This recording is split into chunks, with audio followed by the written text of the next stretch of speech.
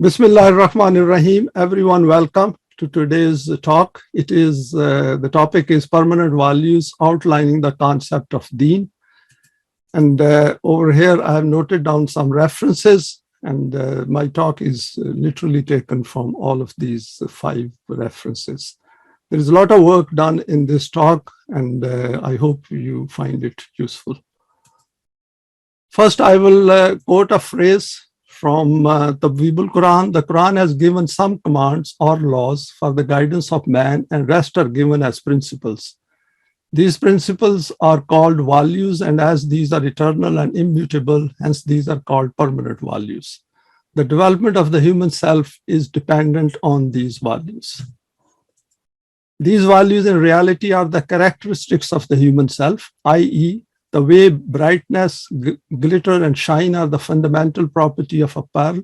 In the same way, creativity is the fundamental trait of developed self. Some of these characteristics are such which are specific to the divine self.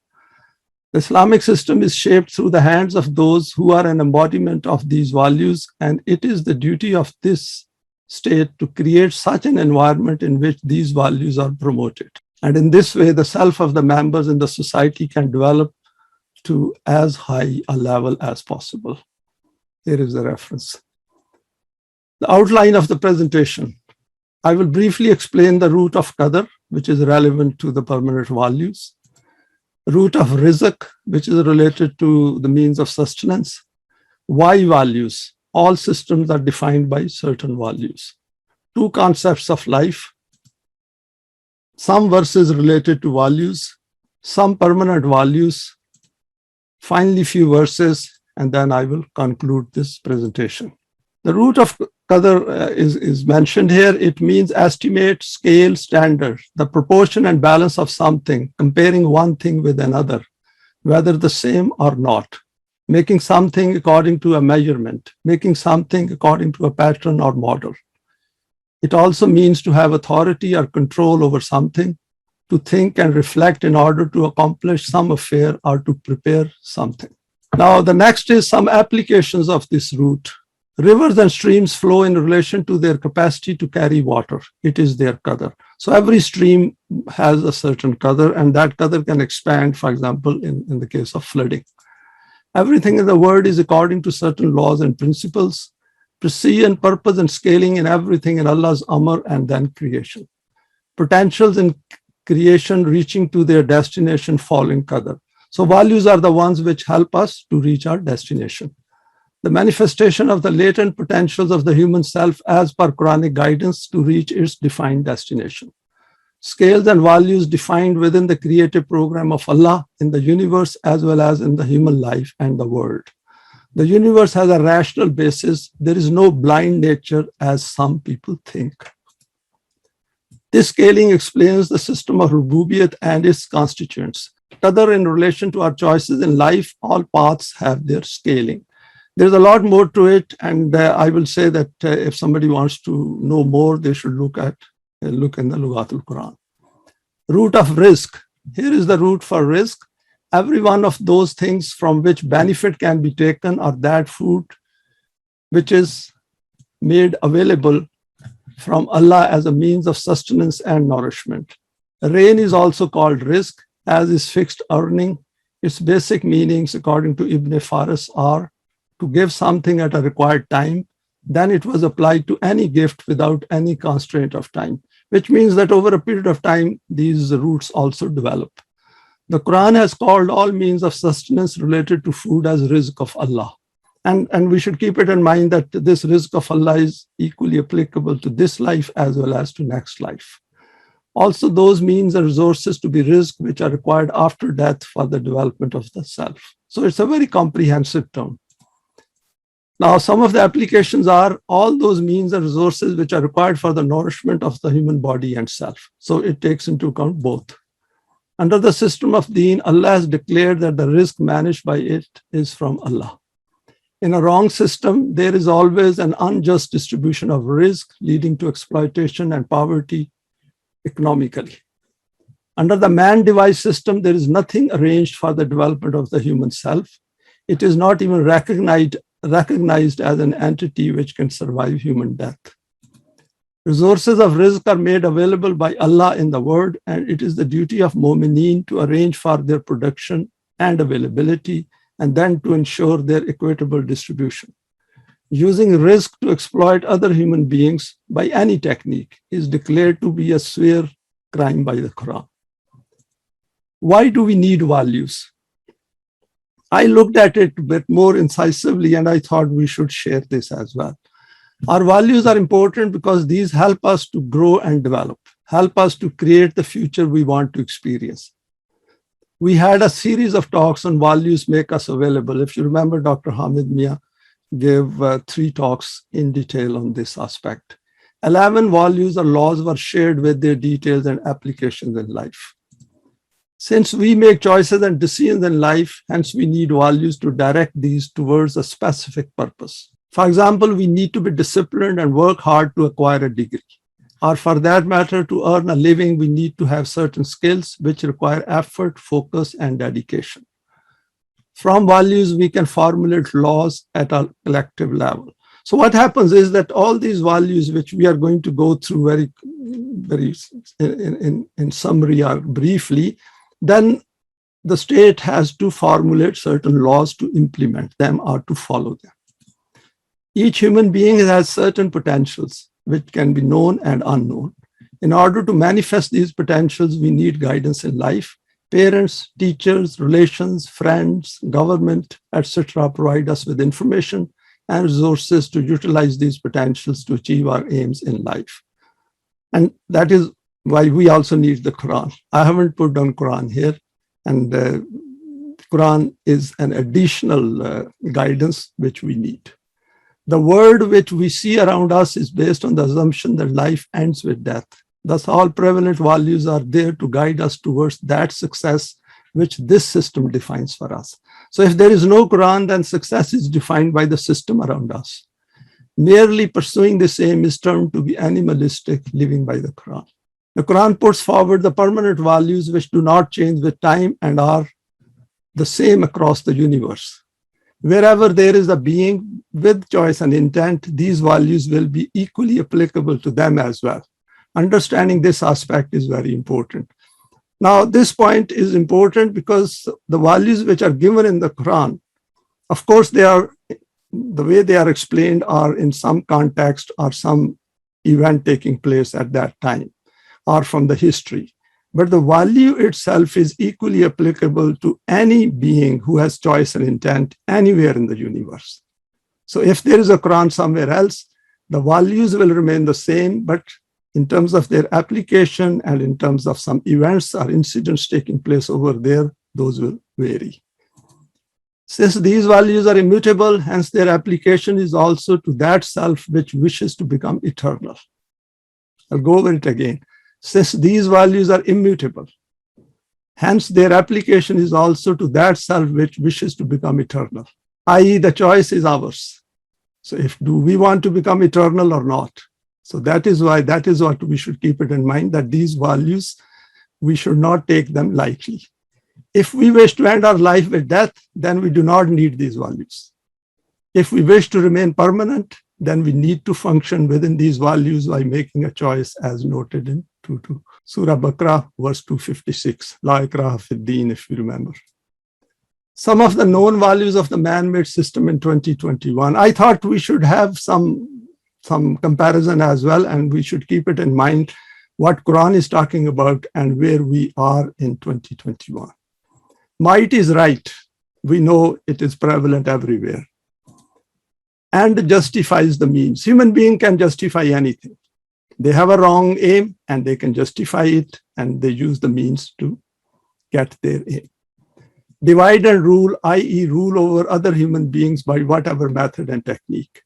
And we had shared this before as well, that the people who are internally divided, that is, they have cognitive dissonance, they will always resort to divide and rule. It happens at family levels, it happens at a higher level as well. Earn maximum profit with minimum effort. That is the value of the capitalist system. Fulfilling needs of the majority is not my problem.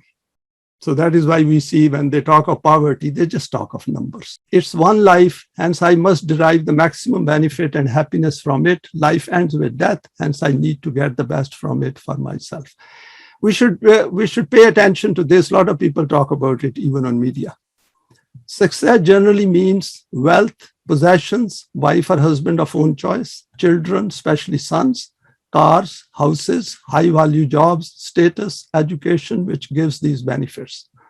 Some charitable work, just to satisfy us emotively, some religious rituals to please own God, etc. This is an individual's definition of success. National success is the sum total of these definitions. How to achieve it? So individuals, they form a nation. So if we put all of them together, particularly people at the top, and that defines the values of that particular nation. By those legitimate means defined by the values of the nation state in which individuals live. Reward is for the capital, not the work. And this is the basis of the capitalist system. So if somebody has accumulated a lot of money, he or she doesn't have to do anything. They just can live on interest. All religious values form part of this man-made system. This is why we do not see much difference in the outlook and character of religious and non-religious people, and we know it. All decisions to be made democratically, i.e. 51% majority to decide who rules them through man-made laws and values. Media helps to manufacture concept. And this is very interesting that even 51% who are in majority and they think that they have elected a government, they elect a government to rule their own selves. So they wish to be ruled. So they make a decision to be ruled. Parties are a must for the political system to function effectively. They promise that which attracts maximum number of votes. We know how the manifestos come out of different parties and how they promise and then they break their promises later on. There is no life in the hereafter. There is no purpose of human creation. It is pure evolution which got us here, and everything which the brain does is due to evolution, which has turned us into a higher form of an animalistic existence. There is no accountability beyond this worldly life. And that is the basis on which the world is functioning as of today. Now, there are two concepts of life. Under concept one, a human being is the name for his physical body, which reached to the present form according to the process of evolution. It is a machine which remains functioning under physical laws, and when this stops working, then that will be the end of the human being. This is called the mechanistic concept of life. In this concept, the question of wahi, i.e. revelation from Allah, is not accepted, as life is lived under the physical laws and for the human world. Human beings in power formulate laws and values. This is the reason that every country has its own values and laws, so much so that even within a country, they have different laws legislated by human beings in power. So it's quite interesting that at least have some consistency, but the laws change from council to council even, and from within the same region as well, you'll find laws. And then from country to country, same human being is subjected to different laws. And that is injustice according to the Quran, as we will see it later. Concept two, under this concept, when life reached the human form, then such a thing was added which was not there before, and nor it was the creation of the physical laws. This is called the divine energy, and this is known as human self. So we have human self, and actually we should have pride in having that self. Animals don't have. This is what gives man choice and intent and makes him responsible for his deeds. With death, the human body disintegrates, but the human self does not disappear. It goes forward, and this is called the life in the hereafter. We have gone over these two concepts a number of times before. It is our choice under which concept we wish to live our life in this world. So if we see that under concept one, there is no choice for the concept number two. It is only the Quran which gives us both concepts, and not only gives us both concepts, but clearly defines them throughout its folds. And that is very interesting, which we should keep it in mind. And this then decides where our self ends up after our death. So it is in our hand, according to the Quran, that where we wish to end up after death. The set of values applicable under each concept are different. So values are totally different. We have seen the values of the man-made system, not all, but some of them. And we will later on see the values which the Quran puts forward. some evidence in pictures to remind us of our aim. Now, this is a picture of two children equal to any other child in the world at the time of their birth. Both were born exactly the same like you and me and all those who are rich. And this is the picture of children who are trying to get some food. Man-made system turned them into begging human children. Please keep these in mind, and then we will go through those values. No family needs to suffer. There is enough space on the planet. And just see, because of flooding, they are homeless or they are in a critical state. And they are exactly human beings like all of us. And this is also human beings. No human being needs to do this. There is enough rizq on earth.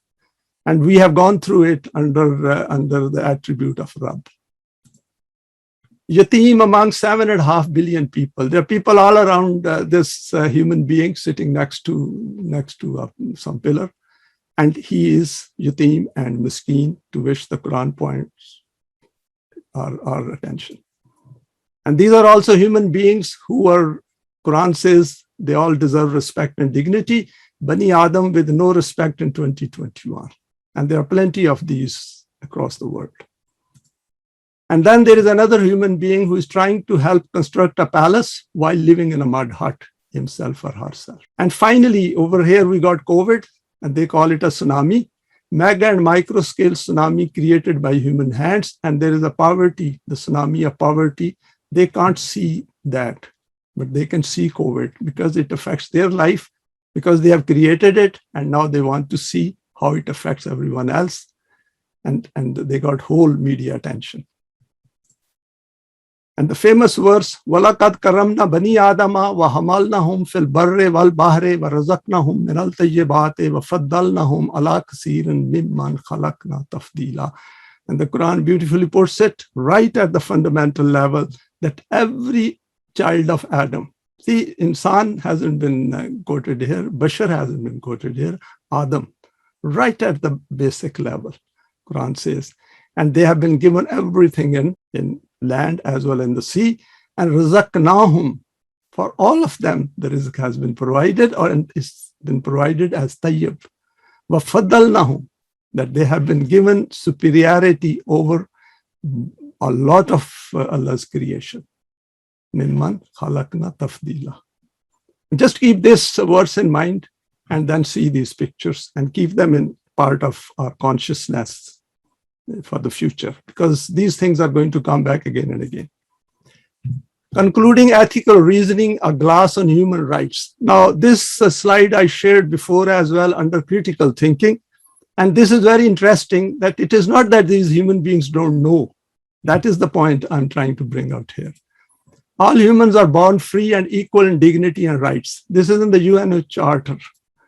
Everyone has the right to life, liberty, and security of person. While I'm going through these points, please keep those pictures in mind. No one shall be held in slavery or servitude. No one shall be subjected to torture or to cruel, inhuman, or degrading treatment or punishment. Everyone has the right to a standard of living adequate for the health and well-being of himself and of his family. Everyone has the right to education. Everyone has the right to freedom of peaceful assembly and association. Everyone is entitled to all the rights and freedoms set forth in this declaration, without distinction of any kinds, such as race, color, sex, language, religion, political or other opinion, national or social origin, property or status. See, these human beings are very smart. They haven't left anything out, but they follow none.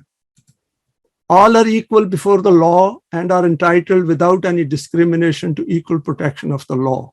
So the question which should come to our mind, what if the law is wrong? Though the principles outlined in the Universal Declaration of Human Rights are universally accepted in theory, virtually every country violates them. Virtually every country violates them because they think life will end with death and there is no accountability. Might is right followed. And this is the point which we have to convince ourselves that nothing will change unless we come to the Quran. Some verses with values. Now I have quoted some verses over here which I thought are very pertinent to our topic of today. First is afa gaira dinillahi yabghuna walahu aslama man fis samawati wal ardi taun wa karhan wa alayhi yurja'un. Do they seek for other than the deen of Allah? So deen of Allah is complete, and we know it. There are verses on that. And if they want to pursue some other, then they will create the mess in which they live. While all creatures in the heavens and on earth, willing or unwilling, bow to his will, and to him shall they return. So everyone is following the law of requital, and everything is following his laws, whether we like it or don't like it. Our body follows Allah's laws, and the state in which we are is also explained in the Quran. When Quran says, if you don't follow the Quran, this is the kind of world you will create with your own hands. Laisa bi'amaniyikum wala amaniyi ahlul kitabe man ya'mal su'an yujza bihi wala yajid lahu min dunillahi waliyyun wala nasira. Beautiful verse sums up the reality of the law of requital, that it is not your desires or those of the people of the book. So it is not our prayers and our desires which will make a difference. Whoever works evil will be requited accordingly, nor will he find besides Allah any wali or helper. So Quran has made it very clear, if you do not come to the Quran, then the world you will have all those problems which human beings create for each other. وَخَلَقَ اللَّهُ السَّمَاوَاتِ وَالْأَرْضَ بِالْحَقِّ وَلِتُجْزَ كُلُّ نَفْسٍ بِمَا كَسَبَتْ وَهُمْ لَا يُظْلَمُونَ. We have gone through these verses a number of times, and this defines law of requital, that whatever we do is accountable. Whatever we do. And that is important for us. It's not merely thinking. We have to follow through whatever we intend to do. So actions speak louder than just words. Importance of human choice and freedom. Ma kana li bashrin an yutiyahu Allahul kitaba wal hukma wal nubuwata summa yaqula lin nasi kunu ibadan li min dunillahi walakin kunu rabbaniyina bima kuntum tuallimuna al kitaba wa bima kuntum tadrusun. Now this verse makes it very clear that no human being has the right to get work or get obedience from another human being. Everything must be according to the book of Allah. And even if the messenger of Allah, who has been given nubuwwat, and he's been called Khulqan Azim, he cannot ask other human beings to follow his orders, to follow his desires. He himself follows the Quran, and everyone else also is supposed to follow the Quran, and only then the system of Deen will emerge. So it is against Allah's laws to subjugate another human being to man-made laws. And that is what we should also be. We should be very uncomfortable with the world around us. We should dislike the man-made laws, because man-made laws are subjugating other human beings and making them slaves. And if we are the beneficiary of that, we should think about it very seriously, because otherwise we will never get the best out of the Quran. Yawma la tamliku nafsun li nafsin shay'an wa amru yawma izin lillah. We have gone through these verses as well. Before that, it comes Uma adraka ma yawmuddin, that should we tell you what is yawmuddin? And over here, Quran tells us what is yawmuddin. In yawmuddin, the day when no self shall have power for another self. That is, no human being will have the right to ask another human being to obey him or her. This is against human's respect and dignity. For the command that day will be with Allah, so that day everyone will follow Allah's laws. And that is something which we should keep it in mind when I'm going through all these permanent values. And over here I've quoted another verse, Kul man rabbus samawati wal ardi kullillahu. Kul afattakhastum min dunihi awliya'a la yamlikuna li anfusihim nafan wala zarran. Kul hal yastawil ama wal basiru am hal tastawil zulumatu wan nur am ja'alu lillahi shuraka khalaku ka khalqihi fatashabaha al khalqu alayhim. Kullillahu khaliqu kulli shay'in wa huwal wahidul qahar. Say, who is the Rabb of Sama and earth? And everyone will say Allah. Do you then take protectors other than him? That is, you establish the system of your own choice and subjugate other human beings, such as have no power either of good or for harm themselves. And we allow them to acquire that power. If we don't give them power, they will have no power. Say, are the blind equal with those who see? Can't you see it, that you are slave of the system? Are the depths of darkness equal to light? Or do they assign to Allah partners as He has created so that the creation seem to them similar? Say, Allah is the creator of all things. He is the one Qahar. So when we come to the Quran, we also acquire this power. At least at the first stage is we understand. Lahu mu'aqibatum min bayni yadayhi wa min khalfihi yahfazunahu min amrillah. Inna Allah la yughayyiru ma biqawmin hatta yughayyiru ma bi anfusihim. Wa iza arada Allahu biqawmin su'an fala maradda lahu. I've highlighted the value for which I put down this verse, which says that first is about the law of requital, that everyone is under observation all the time. And this is one way of saying that there are forces which are watching you. Inna Allah la yughayyiru ma biqawmin hatta yughayyiru ma bi anfusihim. The Quran has made it very clear, unless you change your own thinking, nothing will change in the outer world.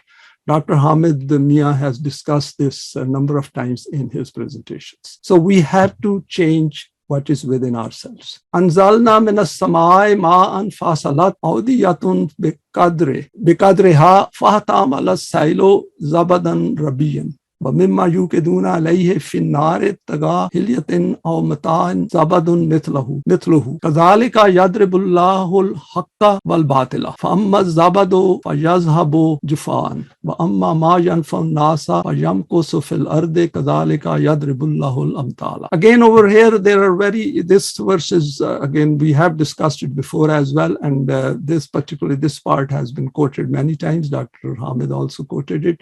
That what is good for mankind, that remains on earth. But that only remains on earth when we make an effort and establish a system of Deen.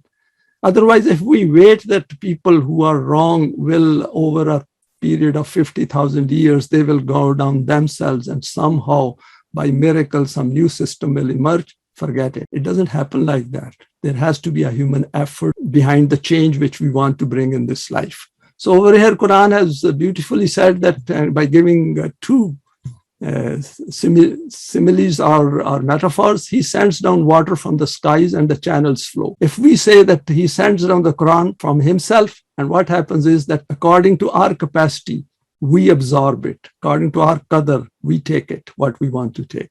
And we should have an infinite capacity to take it. And that is the point which, in my view, beautifully comes out of this verse, that if we want to get maximum benefit, then we can increase our qadr. Now, next verse is, Allazina ukhriju min diyarihim bighayri haqqin illa an yaqulu rabbuna Allahu walaula daf'ullahi an-nasa ba'dahum bi ba'din la huddimat swami'u babiyaun salawatum wa masajidu yuzkaru fi hasmullahi kasiran wala yansurunallahu man yansuruhu innallaha la qawiyyun aziz. Now this in fact is related to the previous verse. What Allah says that those who have been expelled from their homes in defiance of right, except that they say our Rabb is Allah.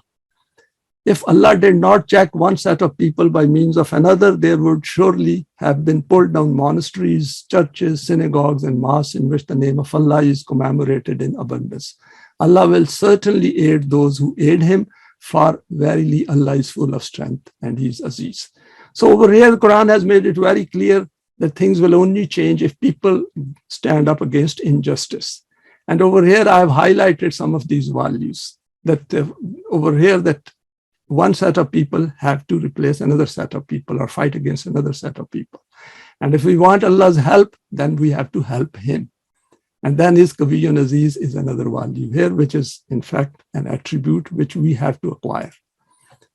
And this verse we have also discussed before. وَعَدَ اللَّهُ الَّذِينَ آمَنُوا مِنْكُمْ وَعَمِلُوا الصَّالِحَاتِ لَا يَسْتَخْلِفَنَّهُمْ فِي الْأَرْضِ كما استخلف الذين من قبلهم ولا يمكنن لهم دينهم الذي ارتضى لهم ولا يبدلنهم من بعد خوفهم امنا يعبدونني لا يشركون بي شيئا ومن كفر بعد ذلك فاولئك هم الفاسقون.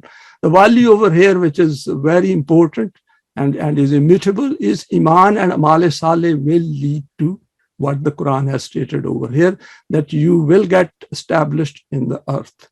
But this has to be very intense and focused. And then Quran says, don't do any shirk. Don't associate any value with the Quranic value. If you want to follow the Quran, follow it 100%. And only then you will get the benefit from this recipe or from this formula.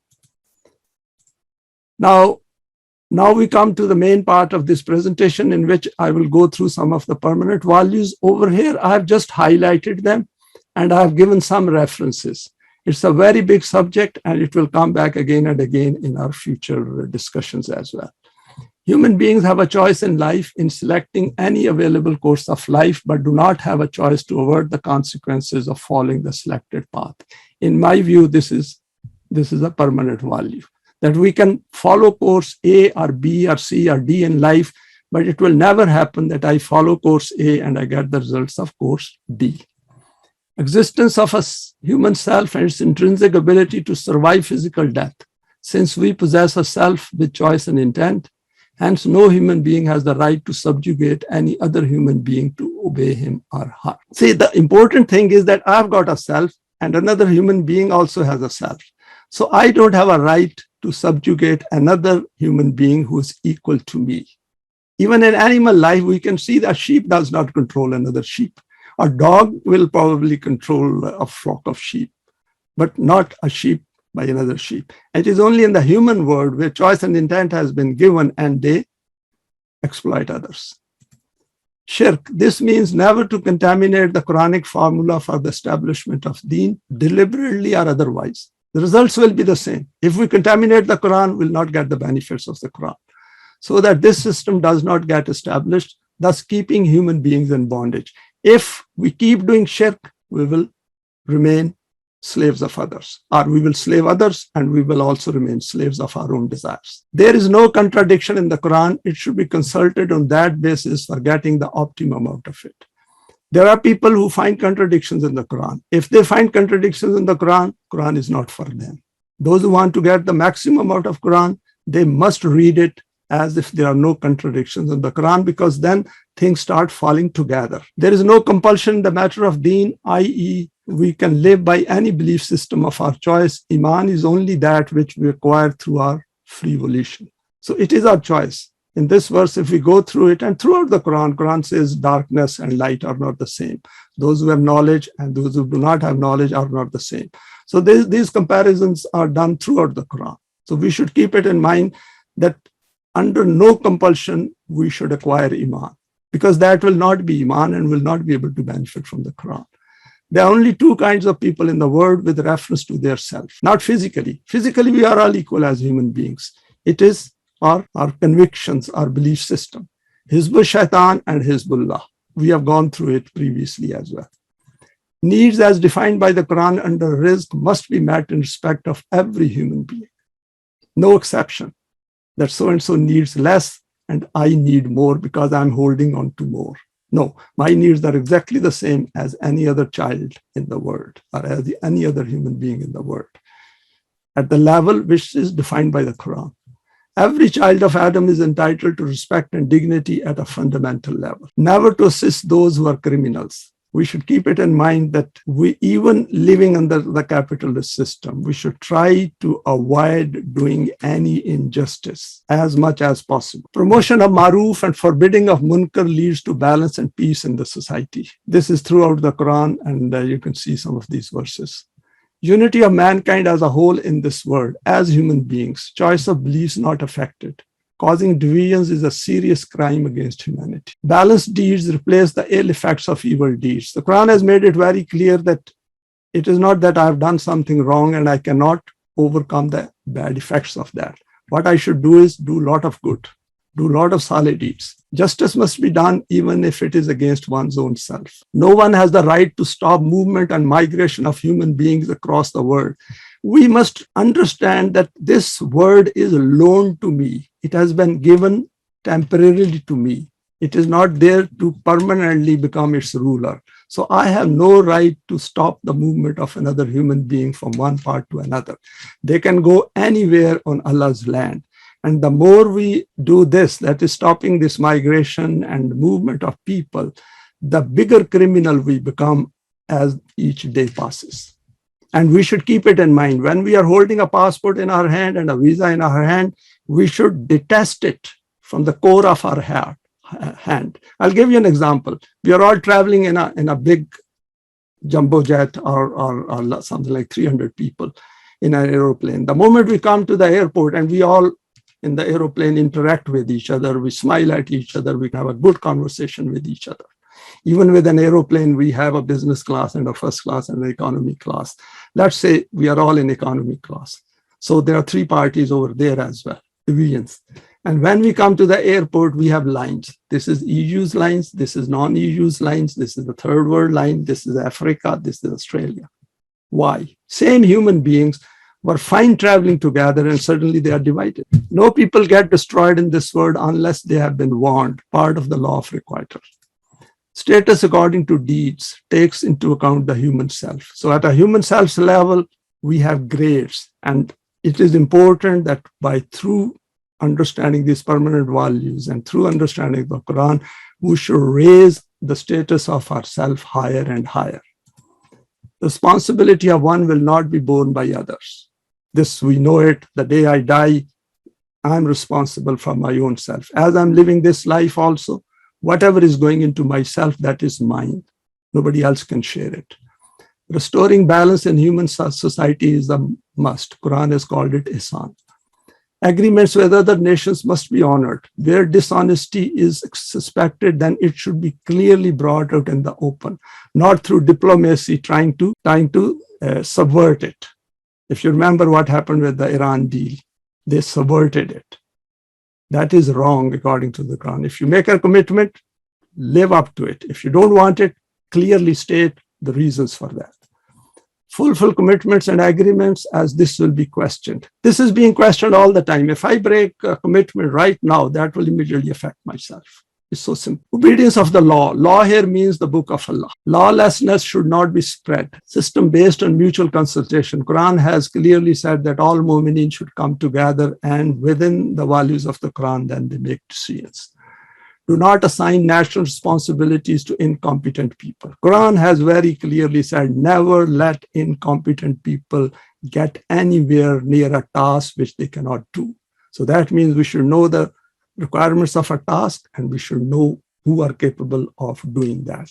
But if we make a mistake, the nations have to pay. Competence needs to be checked based on evidence. Detailed criteria needs to be worked out. This is here, then we have to make laws and rules and regulations and sub-clauses. What is beyond need should be made available for others, individual and collective. Some time back, I thought it is collectively applicable, but it is very much applicable to individual as well. If I want to take over the responsibilities of Deen tomorrow, then I must minimize needs today. And whatever spare I can do, then it must not stay in my pocket. It must go to somebody who is needy. Somebody who is more needy should get it. Rububiyat on universal basis. Responsibility for risks rests on society. So we should not take it that I'm okay, or I'm fulfilling my responsibility of helping someone. We should keep looking at it that it is the society as a whole which solves the problem of the society. Those who have knowledge are not equal to those who do not have it. This is totally, you can see that in democracy, whether somebody has knowledge or not, he has equal vote. According to the Quran, no, they are not equal. They're not the same. So people who want to be like people who have knowledge, they must make an effort to get it. And the society should make the means available to them. Possession of resources and means of risk to be in the control of the central authority functioning on behalf of Allah. Creating an environment to make doing solid deeds easier and welcomed. In today's world, if we see from country to country, probably doing wrong according to the book of Allah is easier than to do something right. Safeguarding chastity. We have gone through it before as well. Dr. Hamid gave a complete presentation on that. What is beneficial for mankind remains on earth. We have just seen it in one of the verses. Criterion for differentiation is kafir and mu'min. Subservience of malaika means that we employ these for the benefit of mankind. Leaving these unemployed is to not use our potentials, and hence is equivalent of kufr. So what malaika are available to us in this life, we must make use of them. First is to find out and then make use of them. Providing education, training, and means to develop oneself for everyone is the responsibility of the system of Deen. This is important because the Quran has very clearly said, "Yu'allimul kataba wal hikma yuzakkihim." So just leaving or everyone will figure it out? No, it is the responsibility of all of us. And at this stage, it is our responsibility to provide it to our children. And the children's responsibility is to become that self which the Quran wants them to become, so that they don't suffer like others. Achieving freedom from fear and huzn is a permanent value. Are you working to achieve this goal in this life? There's no point in living in fear and huzn when we have formula with us. No riba in the economic system. This is a big subject. Once we talk about the economic system of Deen, our system of sustenance in the Deen, we will elaborate that. Recompense according to the effort of everyone, providing job according to the competence of everyone, however, job for all who can work. So everyone who can work, if we don't make use of their abilities to work, that is injustice. So just paying somebody who can do work while he or she is sitting at home saying he's unemployed is injustice. Death being a fact of life, hence self to accept its status as a fact. To serve as a deadline, hence making system highly efficient and productive within the permanent values. I have included death as a permanent value because death has significant impact on our psyche. And as the followers of the Quran, we must understand that keeping death in mind will remind us that we have a specified limited time on this earth, and we have to do as much possible as we can. And that is important because that is how we stay motivated. And that is how we become extremely productive. All divine attributes applicable to the human self to be manifested, education, training, and environment. So we have to, all divine attributes. So we have to provide training for that as well. We have gone through some of these attributes previously, like Khalqiyat and Rububiyat, and being Aziz and being Rahim. The Quran to be the constitution. Quran as a whole is the constitution of the system of Deen, not an iota of revenge and justice, reformation, and provision for an opportunity to reform. There is no concept of revenge in crime and punishment. Once we come to crime and punishment, we will discuss it in detail. Whatever we do to other human beings, because they have a self as well, they have committed a crime, fine, they should be reformed if they want to be reformed. If they don't want to be reformed and still want to do wrong, then of course there are punishments for that. But that does not mean that their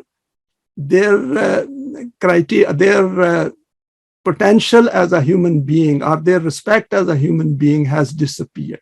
Still, they have a choice. The psyche of facing east or west as a ritual to be eliminated, it's a chain to human intellect's progress. Saying that, okay, people can doing that. No, we have to reason with them. We have to point their attention to that by thinking that you're facing east or west, you're going to get to some heavenly life. It is not possible because there is no qasab in that. There is no action in that. There is no deed involved in that. Nothing has changed in the world by my facing east or west. The law of qisas to be promoted and established, another, we will cover it under crime and punishment. Making a wasiyat to be a duty for all, to be facilitated and guidance provided. This whole thing will be worked out as a law, as with sub-clauses. It is a must. Quran has asked mu'mineen to make a will. It is a duty on them. It is a fard. Need for 2 witnesses and put down in writing in all transactions, sub-clauses to be worked out. We must not carry out any transaction without having 2 witnesses. If we do it without that, then particularly for a higher transactions, then we are going against this value. We should not feel ashamed of it. Or so-and-so is my friend and I'm lending him some money, which I expect to get back.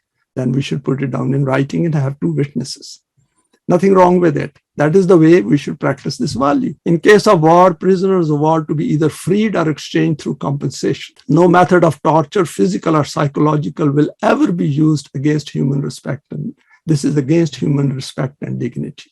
If somebody doesn't give you the details, that is fine. Wait. The system should have enough tolerance and enough strength to tolerate minor lapses of human beings here and there. If somebody has committed a crime, We will never torture him and never physical apply any torture to him, even psychological. Just ask them question. If they don't come out with that, the system should deal with it on a long-term basis. Reform them. Look at their background and see why did they do it in the first place. No diplomacy, straight business based on permanent values. All diplomacy will disappear as far as this system is concerned. Research and development in every sphere of life promote thinking and reasoning. For example, critical thinking, analytical thinking, lateral thinking, Quranic thinking. Total elimination of corporal punishment except what is in the Quran. No domestic violence, physical or emotional or both, to be tolerated. Education, guidance, and counseling will be employed to its maximum to make people realize that this is a limitation of myself if I apply some violence or manipulation or intimidation on other human beings. This is something which needs education and training, and it can be. Family planning to be promoted in every respect, education, guidance, and help for newly married. Hereafter, now I have included it as a permanent value because it has an impact. It has impact on our whole of our life, whole of our existence. Emphasis on this aspect through the education of the human self, its recognition within each one and its development aspects to be highlighted. Defense, need for it, training free from bullying and insults. We will never use the kind of methods used in the modern army during training. There's so much bullying and insults goes on in these military academies.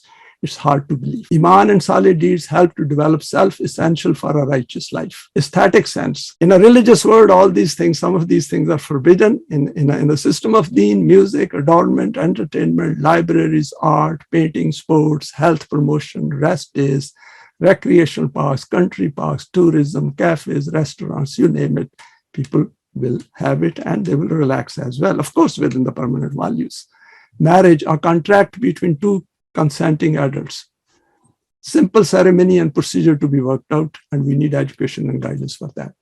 Acquisition of knowledge. I put down some of these points, and of course, who knows what is going to emerge in the future, and we will find out ourselves as well through research and development. Learn to create in every field of human functioning, all verses inviting to use aql applicable. Very high level of use of aql, the way Quran says. On every other page, or in fact, on every page, there is an instruction for that. Philosophy of history as a model. We must keep an eye on the history and what happened to nations who didn't follow the values of the Quran. Reward is for the work and not the capital. Very important. Reward is for the work and not the capital. Allah is with us wherever we are. I will not expand on that because there is a lot into it which we need to look at. One man, one wife, exception as laid down in the Quran, sub-clauses to be devised in the light of the Quran if required. We have gone through it. Brother Ubadur Rahman, he looked at it in detail. Quranic concept of Allah with all attributes and their understanding, education and training in manifesting those attributes which are applicable to us as humans. Probably I've mentioned it earlier as well, and we have gone over it previously. These are some of the permanent values which can help us enhance our understanding, and we can use these to remind ourselves on a continuous basis. We need to compare with the values of the man-made system so that we remain fully aware of where we are and where we ought to be. So there is a lot more in the Quran, and we will give ourselves some training once we look at the verses of the Quran at some stage. So when we are reading the Quran, we should, in every verse, we should see that, is there a value here for me? And that is important.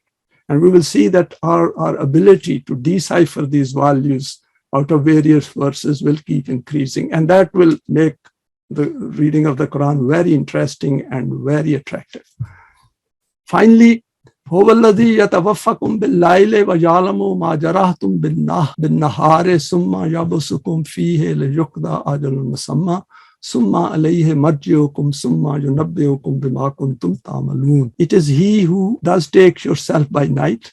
This is when our sleep at night is compared to our death, and has knowledge of all that you have done by day.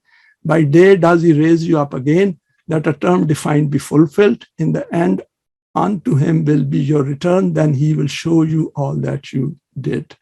So we should not wait that we should be told by Allah in the next life. We should know right here where we are by using the Quranic criteria. This aspect will again turn up at some point in time. Wal baladul tayyibu yakhruju nabatuhu bi'izni rabbihi wallazi khabusa la yakhruju illa nakida. Kadhalika nusarrifu al-ayati liqawmin yashkurun.